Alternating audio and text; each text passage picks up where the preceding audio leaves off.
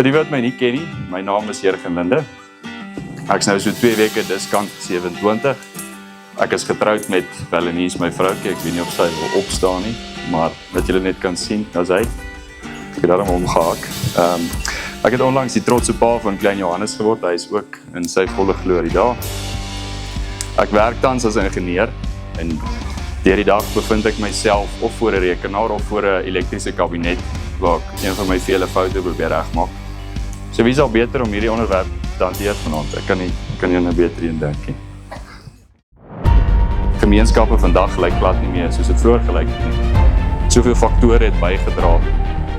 En ek dink mens kan daar's 'n magt om goeders wat jy kan sê dit was die oorsaak. Nee, dit was die industriële revolusie was die oorsaak. Nee, dit was die feministe. Nee, dit was die kar, dit was die vliegtuig. Ek meen, daar's soveel goed wat jy kan blameer, maar die realiteit van die saak is al hoe meer algemeen dat mense nie meer vir dekades in dieselfde dorp, dieselfde straat of selfs dieselfde gemeente bly nie.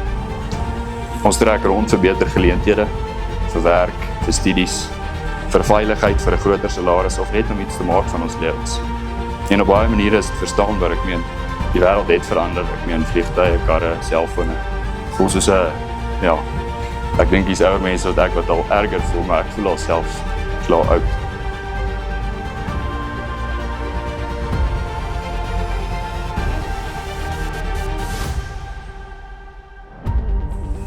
Die wêreld het verander en die ekonomie druk. Maar die gevolg is dat die bande wat vroeër vanselfsprekend was, al hoe dunner raak. Waar mense mekaar vroeër geken het, nie net name nie, maar stories, nie net gesigte nie, maar laste. Raak ons vandag maklik vreemdelinge langs mekaar in dieselfde bank. En dan begin ons onbewuslik ons sekuriteit bou op stelsels eerder as op mense, op kontrakte eerder as op gemeenskappe, op planne eerder as die liggaam van Christus. Dan kom ons by een van die hoofvrae wat ek nou op die advertensie gesit het. Is ek as Christen geroep tot 'n onbeperkte vertroue in die stelsels en riglyne van die wêreld wat heeltemal buite ons beheer is? Waar lê ons roeping as gemeenskap van Christene met betrekking tot hierdie? Moet ons nie juis anders wees as die wêreld nie, ook in hoe ons oor risiko, voorsiening en sorg dink?